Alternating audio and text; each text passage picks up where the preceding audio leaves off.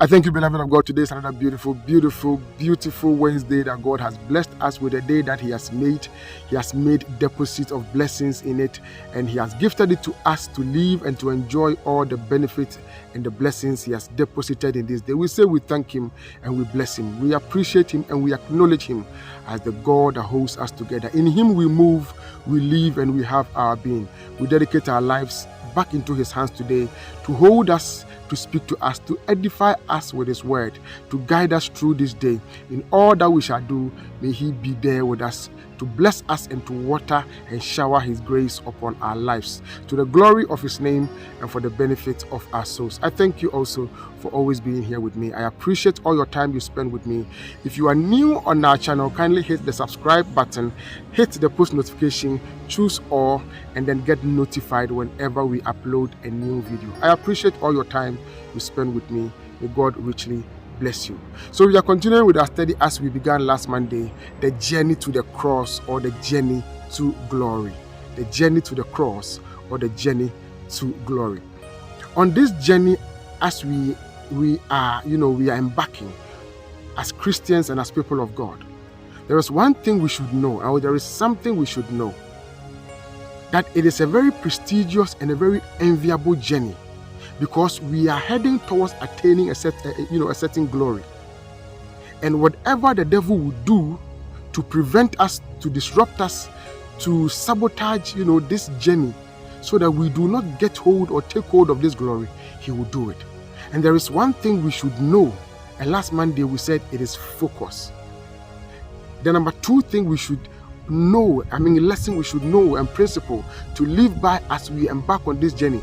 The number two is also focus. Focus.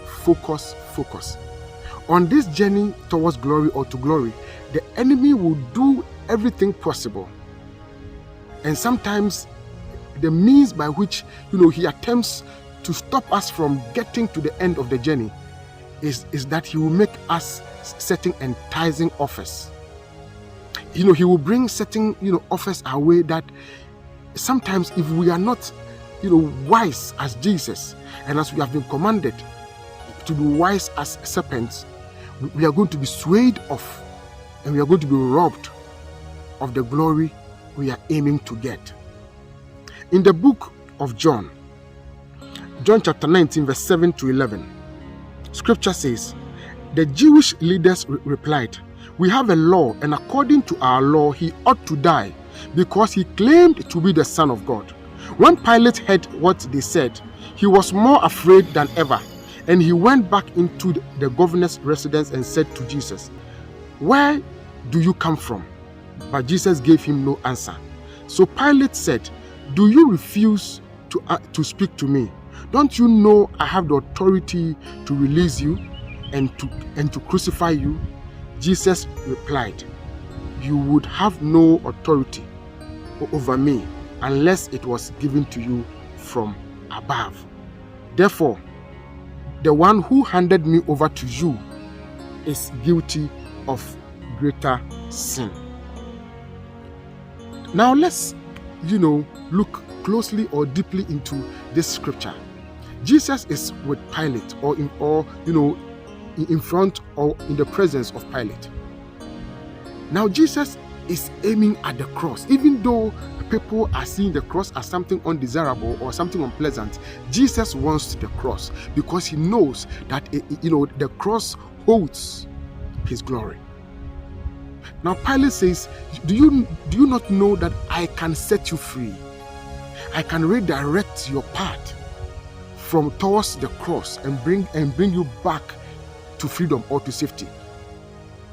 But Jesus, I believe, would smile and say, you don't know what you are talking about. What you are perceiving to be something so unpleasant, the cross, I find it as something glorious, that whatever it takes, I must go for it. I must get to the cross. I will focus. I will not let your offer of freedom sway me off or sway me away. I am focused on the cross. Look, there are times that we may decide that we will go hungry rather than stealing, even when there is a clear opportunity to steal. Sometimes we may decide or determine that we are not going to give ourselves to sexual immorality so that we will get wealth or gain, prominence. Sometimes we may determine that we are not going to, join certain cults and find ourselves secured and belonging in this, in this world. The world may find our decision as so stupid and foolish because they do not regard that determination or that decision we have made. But we know that our glory is in that thing they call unpleasant. It is in that thing they call, undesirable. It is in that thing they call foolishness. Jesus saw his glory in the cross, even when people did not see the cross as glorious. People will see our decision to stay true to God as foolish or as undesirable. But we know that our glory is in that decision. All that we need to do is to focus. There will be a lot of offers. Oh, come, I'll give you this. Oh, why not try this? Why not, try that? Let's keep our focus on the glory, because the enemy is only, attempting to rob us of the opportunity to get to where the glory is. Sometimes these offers will come from quarters that are unassuming. They will not come, clearly as enemies. In the case of Jesus and Pilate, Pilate did not come or appear as somebody who was an enemy. Pilate, only appeared as somebody who thought he could be of help to Jesus, but he was the devil working through Pilate. If Jesus was not smart or wise, he would have opted for the option of Pilate, that okay, if I can get freedom from you, then I'll play by your terms. I will take your offer. That is what we have to learn. That even though people will give us sweet and enticing and mouth-watering offers, we should know. Even though such people may even come as friends, not as, scary and aggressive enemies. Some will come as, very cordial friends, very lovely friends. We should know and be able to read between the lines and see that the motive is of the devil, and that the devil is doing that through such people just to sway us and to rob us the opportunity of getting to where the glory is. On our journey to the cross, on our journey to the glory, we should understand that we are going to encounter many offers. Look, there are people who sing. They began singing in church. They felt that there were not so much opportunities in the church.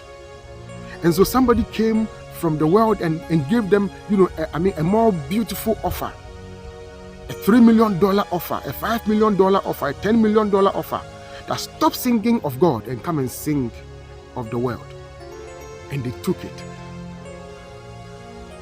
They only thought that that person wanted to help them make a better life. But they do not know that their glory has been taken from them. Their journey towards a glorious end has been redirected. This is what we have to know. And we have to only keep our focus on the glory we are pursuing. When all this and all those offers come, let's keep our eyes close to them and open our eyes only to the glory. Aiming at it and telling ourselves, whatever it takes, I will get there. Even when the world will call it foolishness, even when the world will not understand my choice and my determination and my decision, the end will justify me, and my God will not put me to shame. And so Jesus said, he who has left a mother, a father, a sibling, a child, a field, a home because of me, I can promise that person that he will never go unrewarded. If we can stick with our decision and let go of all the tricky offers that the world will bring to us, Jesus will not disappoint us. He will reward our consistency and our loyalty and our fidelity to him. and we are not going to be put to shame. To God be the glory for this message and word, as He has given to us. I thank you for being with me today. God willing, I'll come to you same time on Friday. Kindly don't forget to share this message and let the gospel travel far. Bye-bye.